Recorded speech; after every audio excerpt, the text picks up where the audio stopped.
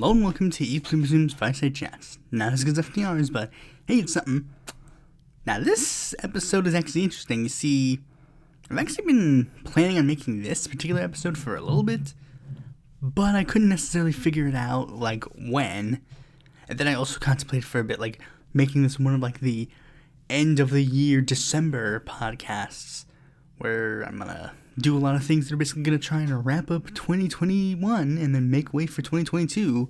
But then I decided to put it to a wheel, and this topic just so happened to be the one that was chosen this week, so this is the episode I'm doing. I don't know if this is gonna be an episode where the news is gonna overtake the main topic, but it's very likely. Speaking of which, let's get right into the news. First, we're going to be talking about a very mixed, complex story. It's about Pramila Jayapal, and here's how it's going for Pramila Jayapal. BuzzFeed News had apparently talked to a lot of staffers, and they contend that Jayapal is not the best boss. Let's explain the story. Last May, Representative Pramila Jayapal introduced the Paycheck Recovery Act aimed at curbing layoffs during the pandemic by having federal government pay people's salaries. Publicly, Jayapal contended passing the bill was a matter of survival for workers, but privately, former staffer said the lawmaker acted very differently. In November 2020, she laid off 2 staffers without severance. 2 people familiar with the incident told BuzzFeed News.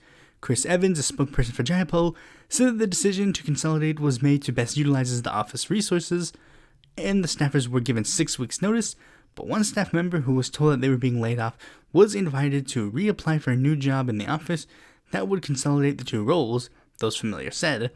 The staffer was required to go through a full application process, despite the job being nearly identical to the one that they had just been laid off from, and then, without advance warning, they found out in an all-hands meeting that they did not get the job. The staffers who were let go declined to provide a comment for the story.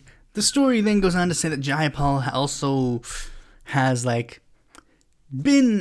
she's rude, I guess, to her workers, and they try to, point out the fact, she's a champion for workers' rights, but in private, she acts a bit differently. She demands grueling hours, apparently, maintains an office culture marked by constantly changing expectations and little tolerance for error, to the point where, reportedly, a lot of people in the staff sought therapy and questioned their careers in public service, and has apparently gotten to the point where Jayapal has the highest staff turnover rate in the House, due in large part to former employees saying unrealistic standards she sets.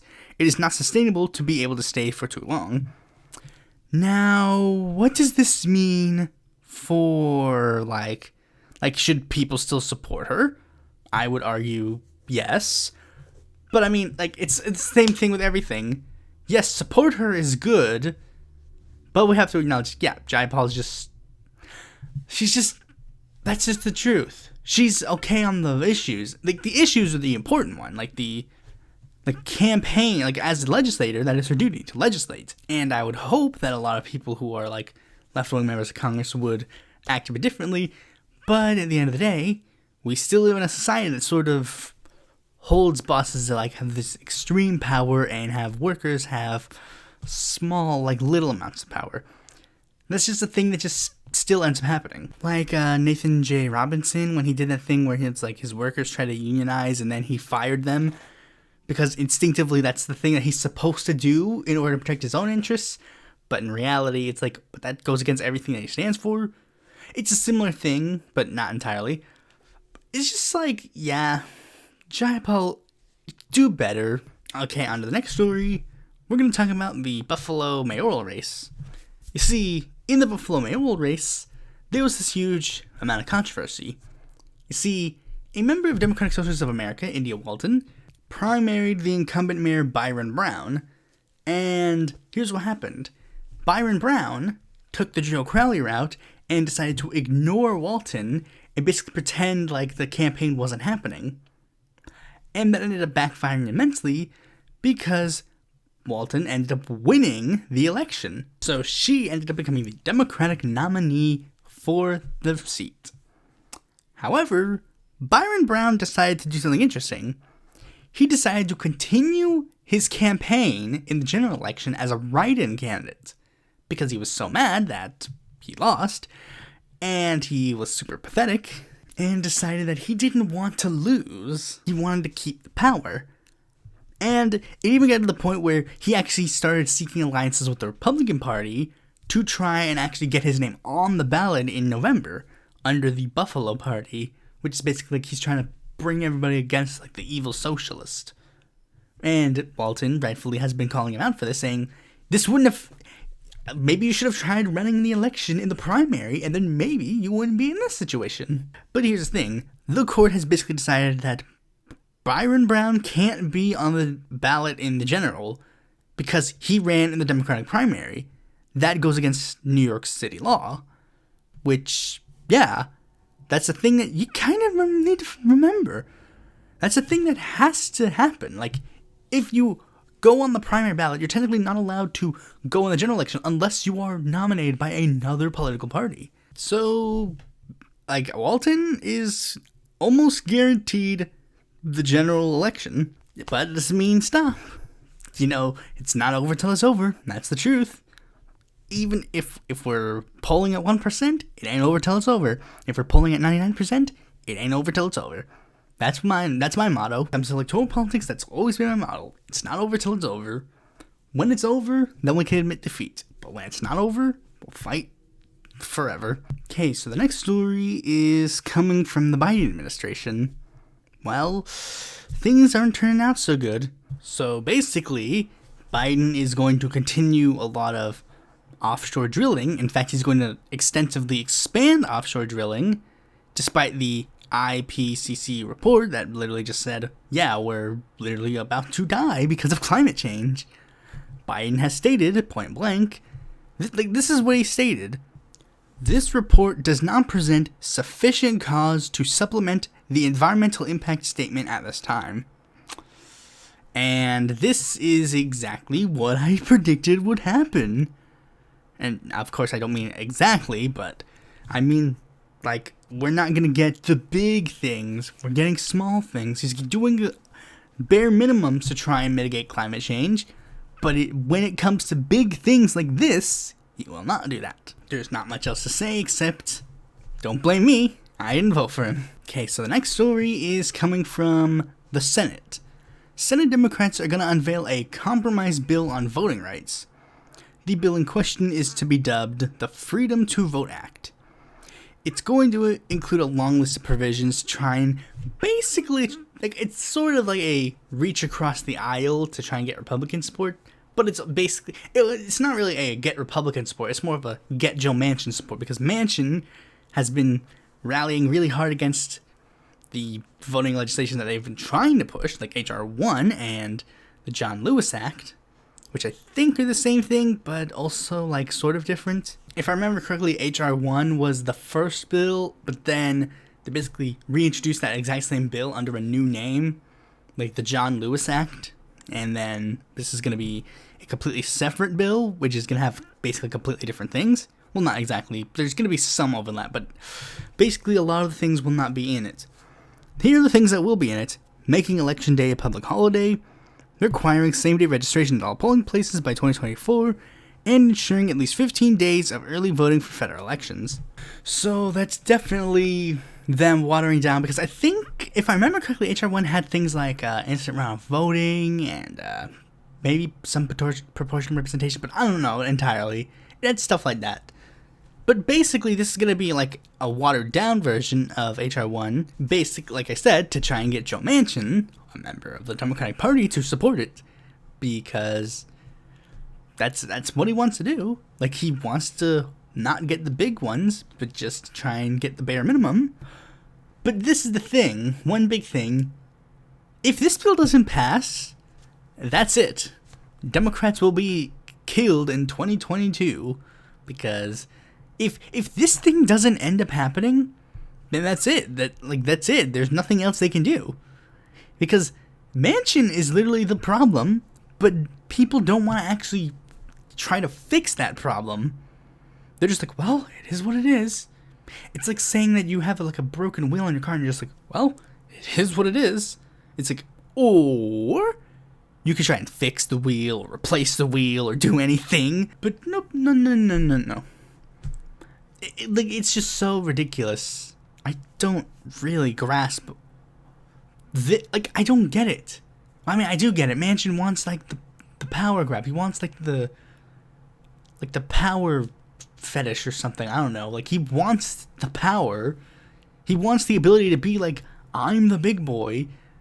But he just doesn't want, like, he doesn't want to actually help people. All he's going to be remembered as is, like, one of the worst, like, people in the history of modern day, because he's holding everybody back. And I'm sick of having to debate people who are like, oh, but we, like, having Manchin and Sinema in there are actually beneficial. It's like, no, this isn't beneficial. This is, like, people are like 50-50. No, it's not 50-50, and it's not 51-50. It's 52-48. In fact, if you want to be even more accurate, it'd be like 56 to whatever, because most people don't like to acknowledge it. But, like, if it isn't Manchin and Sinema, it would have been two other people. It would have been like Tim Kaine and Mark Warner, or Mark Kelly and John Ossoff. I don't know. It would have been two other people, or it would have been like three. There was like a whole group in the Senate not that long ago that would literally do just this. It'd be like Joe Lieberman and like three other people. But there's, like, hopefully this will be an attempt to try and save democracy. Otherwise, we ain't gonna be having that in 2022. The next bill that has been introduced is one by AOC. She is gonna introduce a bill that will extend unemployment aid after the benefits expire, basically trying to extend the federal pandemic unemployment relief through early 2022, despite the fact that it was set to expire on September 8th. And she was like, yeah, this is screwed up that people are being laid off on, like, Labor Day and stuff, so we gotta fix this. And good on her. I know that this isn't necessarily going to be talked about as much as, like, quite a few other people, but this, like one of her other recent controversies, quote-unquote controversies, but, you know, this is what is actually important in the long run, not the stupid tax the rich dress thing. Like, I mean, I don't care. Like, I mean, I've seen people try to say, like, oh, defend it or, like, hate it, but it's like, it's nothing, really. She went to a gala and she wore a dress saying tax the rich. I mean, that's alright, that's cool, I guess, but it's not really like, yas, queen, or anything of the sort. But anyways, now let's move on to some electoral news that happened not that long ago. Yeah, but not that long ago, I mean literally a couple of days ago. First, the Cleveland mayoral race. Dennis Kucinich didn't make it. That stinks. Like, I mean, here's the thing. Kucinich, it was kind of a long shot either way. Most people already knew that it wasn't going to be, like, guaranteed Kucinich. He was a has-been, and he didn't do that bad. Like, he got a not-so-distant third, but basically, and it's not even that bad because, like, the person who ended up winning the original vote, Justin Bibb, is actually a pretty good candidate. He's another progressive candidate, and basically he was just doing, like, he basically was just more active. He got more endorsements on the ground, and yeah, good on him. And the other big electoral news comes from, of course, California. Gavin Newsom claims victory in the recall. Now, here's the thing about that race. I'm actually going to make a video on the recall at some point. I don't know when. Like, probably in 2023, actually. This is weird. But basically, like, this is why I'm going to make a video on it, because this actually is pretty interesting if you actually look at the results. Like, most people were confused. Like, they were mad, like, that there wasn't, like, a Democrat runoff candidate. But you could tell that the last recall, which happened in 2003, was actually, like, basically preparation for this one. You see, for the first one, they had no clue what was going on. Like, they was like, oh, should we have a candidate that is, like, the candidate of the recall? Like, Democrats, like, run a candidate just in case the recall works? Should, like, Republicans weren't sure if they should go with one person who was polling the highest or person who was actually a legitimate candidate. Leftists who were dissatisfied with both the incumbent governor and the choices that were going to probably be the ones who ended up winning the recall. They weren't sure, should we vote for the recall and our candidate, or should we just campaign purely on against the recall? They didn't know what to do. It was confusing. That was the first time it happened. But this time around, people were actually more, in agreement. And you could tell just based on the results of the recall that people were more solidified in their choices. Listen to the results.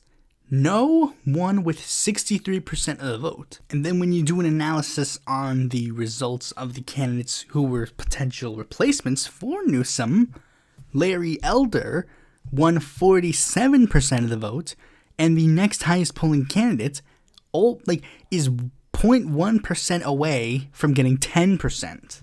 They have 9.9. So as you can see, people just were universally, if you were against the recall, you just voted no in the end. But if you were for the recall, you were basically voting for Elder or no one. People were more solidified in their choices. And that's definitely going to be a part of the video when I make it. Okay, so now let's move on to some foreign affairs. First, we're going to talk about something in Russia, because this is something interesting that happened. Okay, so a Russian opposition candidate by the name of Boris Vishnevsky of the candidate Yabloko is going to be running for re-election in St. Petersburg. And then when the candidate lists were revealed, the ballot and posters for the campaign were revealed, Boris had discovered that two other candidates not only were also going by the name Boris Vishnevsky, but had also gotten similar hairstyles and beard styles to him. Now, here's the thing that many people don't realize. There's a reason why I'm talking about this. Not only because of the surreality of this, but it turns out this is actually a common practice in Russia. People who are of opposition parties, when they are running for re-election, they will notice that someone else on the ballot will adopt their name to confuse voters into voting for one of the fake candidates. And this isn't a new common, this isn't, I talked about a story previously, way long ago, of a state house candidate that literally did just that. And in Canada, in the last election, there was a Rhinoceros Party candidate by the name of Maxime Bernier, who was running in the electoral district of the People's Party candidate Maxime Bernier, and he basically ran as a split-off vote. And I talked about in my recent Hiram Johnson video how a bunch of Hiram supporters wanted to get another man by the name of Hiram Johnson to be on the ballot. And this is pretty unrelated, but Gary Johnson tried to do the same thing, but instead tried to help him. But things just didn't quite pan out the way they wanted. So anyways, next story, we're going to be talking about Nicaragua, because they're still being stupid. Okay, so here's what apparently has just happened. Nicaraguan government squeezes doctors, talk of health terrorism. Other countries have lured doctors out of retirement, pushed medical students to the front lines, and buoyed medical personnel exhausted by COVID-19 cases. But in Nicaragua, doctors have been harassed, threatened, and sometimes forced into exile for questioning official handling of the pandemic.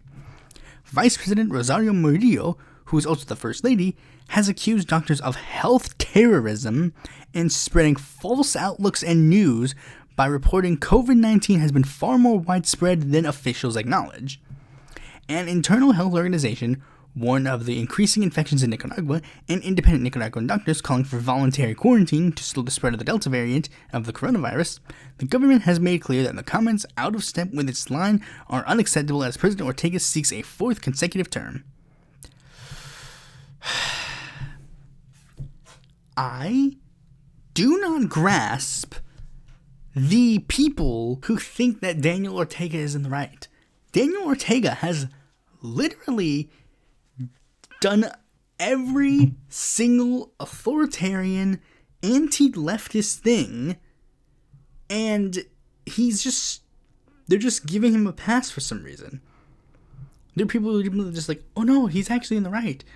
When it's like, if you look at literally any of the stuff that people in Nicaragua actually say, then you would understand that they don't like him. Ortega has literally become the person that he tried to overthrow.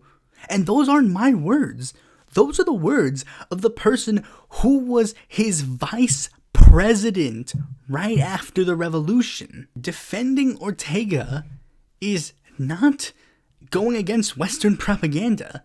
It's not like this big heroic thing.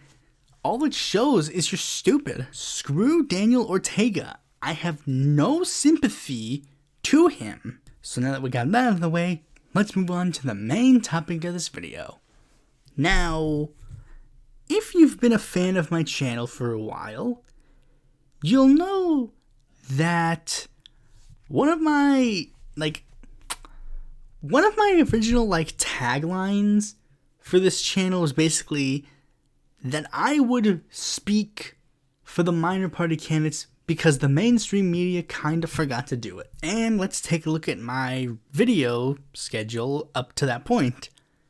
Top 10 third-party performances post-1900, that time Roseanne Barr ran for president, which I talked about her third-party bids for president, the history of the Reform Party, who is Jack Feller, history of the Libertarian Party, what is classical liberalism, who is UGV Debs, history of the Constitution Party, third-party performances pre-1900, Green Party, Consumers Party, the Peace and Freedom Party, for the most part, I basically focused on the minor party stuff, with some brief ventures into major party stuff, like other 2020 Democratic candidates, New Democrats, why are Republicans red and Democrats blue, and in my podcast I frequently talked about minor party stuff. I even had a segment in my podcast minor party of the day. I was one of those really diehard yeah, we need to leave the Democratic Party and go support the Green Party, people, all that jazz. But recently, things have not necessarily been that way for, like I said recently. Let's take a look at my videos of this year. Making Mexican presidents the worst, making Mexican presidents the best, who is Hiram Revels, who is Joseph Rainey, Pym, the OG Star Wars trilogy, the other 2020 Republicans, politics and media, Ralph Nader, how many socialists have been elected to Congress, Falcon and the Winter Soldier, best governors, Huey Long, Norman Thomas debate, fusionism, pro-trans film from the 50s, John B. Anderson, history of the Socialist Labor Party, top 10 best senators again, politics and media, the Karl Marx anime, Hiram Johnson. Well, okay, so as you can see, it's still sort of still in the parameters, but as you can see, it's kind of a bit more adjacent now. For example, John B. Anderson is most famous for running an independent candidacy, but he spent a majority of his tenure as a Republican, similar to Hiram Johnson. But as you can see, things have not necessarily been as third-party-esque as I originally started out the channel doing. And, I don't know, nobody's said anything, but I basically theorized that there are some people that are definitely that's, where'd they go? Where the third parties at? And that's a question that even I have to ask, where the third parties at? And this video is going to try and explain that. Where did the third parties go? Why have they sort of significantly faded away from this channel? Well, a lot of things. For starters, notice how a lot of the third-party videos, histories of minor parties, I did literally in my first year. Of my party history videos, they're there's 16 of them. I did 8 of them in 1 year. And in those 8, I covered a lot of the third parties. I not only covered the Reform Party, the Libertarians, Constitution Party, Green Party, I also did the Citizens and Consumers Party that were in one video. I had the Peace and Freedom Party, and technically the People's Party. I did the American Independent Party, and I did all 3 major national progressive parties. I did all of them in 1 year. I did my pre-1900s third party video the same year I did the one post-1900, when in retrospect you would think that those would be, reserved for like separate years, like the Senate list videos, where I do one a year and not do all of them in 1 year. So that's definitely one thing. And another thing is it's like with that, it's just sort of like, I'm trying to word it right. When I did all those, and I did like one video a week, and eventually I got kind of burned out. I don't know if it was particularly burnout or like more just like not that I was bored or anything of the sort, because these things still interest me and such, but it just kind of got, like I said, a little burned out. But it was also just interfering with life stuff. Like, it was hard for me to do a video a week and still have any form of social life. There'd be times where I'd literally make a video and then it would be exporting, and then I would upload it the day that it comes out. Like, I would be awake at like 1 a.m. and then I'd be like, come on, upload. I have to go to sleep. I have to do class tomorrow. Come on. And then, like, that would be that's what I did to get the content out. And things did not necessarily pan out that well in college because of that.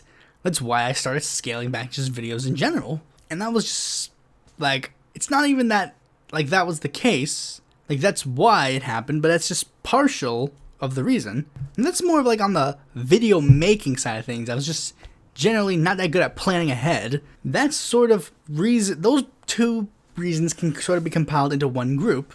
Basically the, like, video scheduling and production itself. This section is more of just the me as a person category. And in the same vein as video production, we need to talk about this. My interests just kind of broadened. Originally it really was just, I was really interested in the histories of third parties, and like minor candidates and such. But as I kind of continued to grow and stuff, I adapted and got a bit more interested in other things that were in the same realm. Like the Mexican political scene. What's the history behind that? What were their minor parties? And how did those minor parties become major parties? What are some major political themes in media and such? Pink Tide, just all that general stuff. Like, my interest just broadened to include a lot more stuff. And as such, I didn't want to pigeonhole myself into feeling like I needed to make exclusively, like, I have to make a video about the Libertarian Party or, like, the Liberty Party or whatever. Like, not pigeonhole myself to be, like, just that guy. To a degree, it is nice to have, like, a pigeonhole, but it's like, sometimes you don't want to be in the pigeonhole, and you want to spread your wings and you want to fly. Same thing with, like, the Pink Tide. Like, I don't want that to be my new pigeonhole. It is a pigeonhole that I can be in, but it's like, it's not going to be my only pigeonhole. I have a lot of pigeonholes that I can be in. Take your number. I mean, like I said, I still have an interest in third-party stuff, but now it's sort of transitioned into more of a, not even necessarily just like left-wing stuff, but like just it's sort of the new route that I'm taking. Like, notice that I haven't posted a party history video. Like, I'm not posting like a million a year anymore. I'm posting like, not even just, like, sometimes it'll be one a year, sometimes it'll be 2 a year, sometimes, it just doesn't matter. It doesn't matter. Yeah, I'll make it when I want to make it. It'll be out when it's out. Linkara, I know you're there. But anyways, they sort of are now, I'm not following a new route with them. As you can see, like, the party history videos are getting longer and longer. I'm trying to be a bit more detailed, a bit more explanatory. And there's a reason why I started this route with, like, the Socialist Labor Party. Because my new route is that I'm going to try and, like, form a timeline so that you can actually watch them in, like, an order. Because think about the ones that I posted already. Very confusing, and you can't really decide what, like, there's not like a one that you can pick to start off and watch the whole series. The Reform Party, Libertarian, Constitution, Green, that's not an order to watch them in. And like instead, now it'll be like sort of like a timeline of left-wing parties. The Socialist Labor Party, and you could probably take a wild guess what the next one would be, because like the left-wing parties, they have like an actual like line you can follow. Like the people who form the Socialist Labor Party, they leave to go form the Communist Party, and then the people who like the Communist Party, they leave to form like a new political party, and then they leave and form a new political party, and then they leave and then form a new political party. Like, there's a timeline you can actually follow with this. So I could technically, hypothetically make, like, a route of, like, the American left in, like, a long, extremely long, like, 2-hour video if I wanted to. Which would be stupid, but it's an option if you want it. It's a way to not pigeonhole myself in the same content. It's why I've made new shows with new concepts. Well, new concepts, as in the politics and media show, which is something that a lot of people have already done, but I wanted to do it too. It's a way to not get into a rut. Like, I could try and make just videos like that, but I knew that I couldn't keep doing that, which is why I did the whole, like, smaller part of the day, because I knew there were some parties that I just couldn't make a video on, because there was no point in making a video on them. They participated in one election and then disappeared. Ooh, great story. And the next reason that's sort of a inner reason, like for me, is basically I made that choice very early on. Not like, when I say I made that choice, here's what I mean. I had two options that I knew I could take. I could take the option of like, I'm only going to support third-party people. I'm going to try and smash the duopoly. I'm going to fight the duopoly. Like, I could have chosen easily to be that person. And then I also had the other route of, I support what can work. Basically, I had to make the decision of like, and I think the way that I perfectly exemplified this was when I voted for the first time in the 2018 midterms.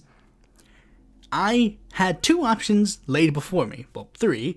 It was my congressional seat. I had three candidates: a Republican, a Libertarian, and a Democrat. And the Libertarian and the Democrat were two imperfect options for me. But I had to make a choice right then and there. Do I vote for the Libertarian candidate because they are a third-party person and I agree with them on some things?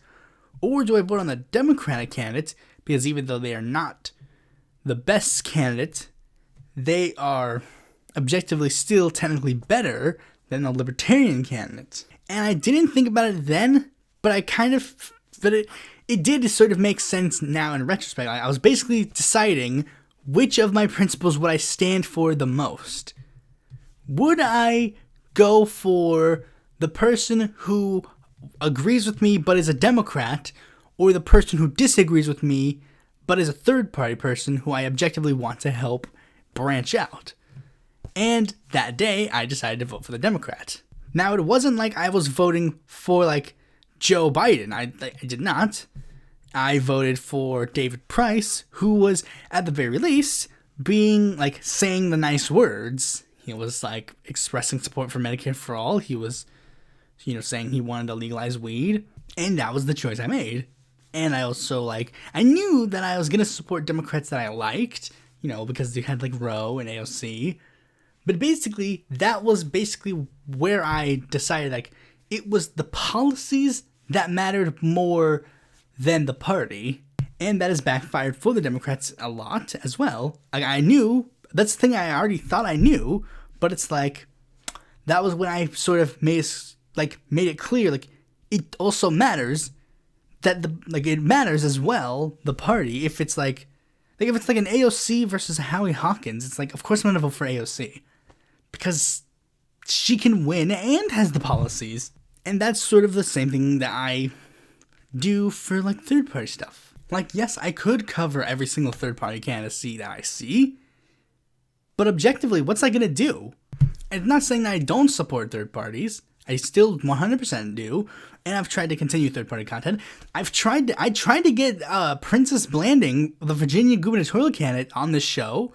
I literally emailed her and said, yo, do you want to do an interview?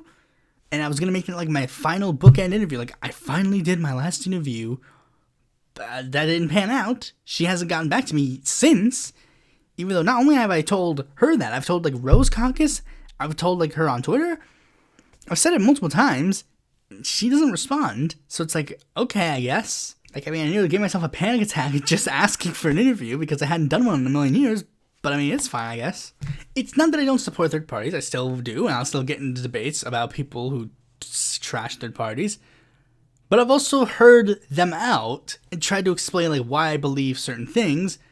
And it's just like, I still hold the same principles I do back when I was like one of those people that's like, yeah, screw the duopoly, screw that. But I hold the principle of like the policies matter more, and objectively, AOC can do more with the policies than Howie Hawkins can. I still voted for Howie Hawkins. I'm also not going to be stupid enough to blame a person who voted for Joe Biden for like being an objective failure. And I even said this to like a lot of people who objectively hate me. It's like, yeah, I don't blame you for voting for Joe Biden, but just admit what it is. You voted for Joe Biden because you just don't like Trump. The end. But I can't do that. I have to vote for my principles. That's what I have to vote for. So yeah, I'm still on that record, but it's just the messaging's kind of shifted. And the last thing that I say for last, because it's not a blame at me, I went with the me stuff first, because that's a me thing, and this last one is just blaming third parties. There's just not much to say. Like, objectively, it's like, the reason I don't talk about third parties as much is just because there isn't much to say. During the 2018 times, like, third party stuff was incredibly in. Like, libertarians were doing incredibly well. Greens were doing incredibly well. Like, we had, like, the Green, like, the Bernie exit and Green enter.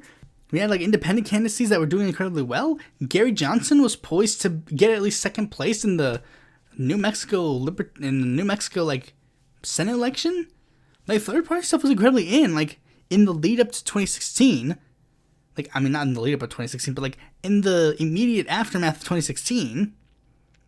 But as things naturally happen with the third party cycle, it just didn't last. For those who have no clue what the third party cycle is, let me explain.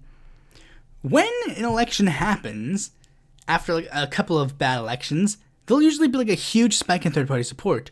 2016 was one of those elections, you know, after Obama, and after Obama's returns, they're like, that's it, we're fessed up. We're sick and tired of mainstream politics. We want to try something new. And then Gary Johnson just got a huge spike in the polls. Greens and Libertarians got a huge spike in support.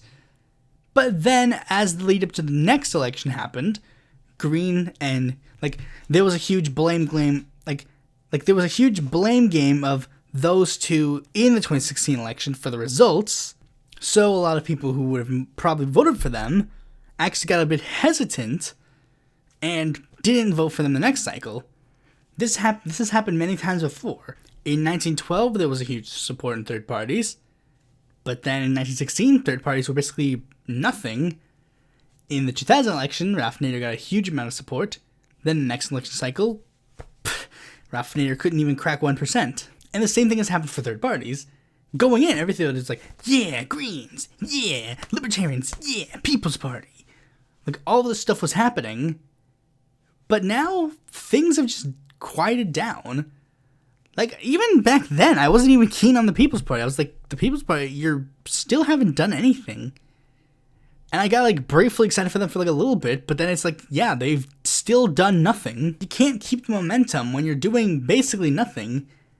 And Libertarians and Greens, like, there isn't anything happening. Like, I can't talk about Green Party stuff because there's nothing there. I'll talk about stuff when it happens, but when it doesn't, I can't just make something up. They have to do something for me to actually acknowledge them. So, yeah, I guess that's generally all I can say on this topic. Where the third party's at? I don't know, ask them. Thanks for watching this video. Be sure to like, comment, subscribe, and click that bell to be notified when a future video mine comes out. And if you're interested in more content from me, you can go to my website, follow me on Twitter, join my Discord, check out my articles on the Independent Political Board, where I will still post about third-party stuff, and consider supporting me on Patreon.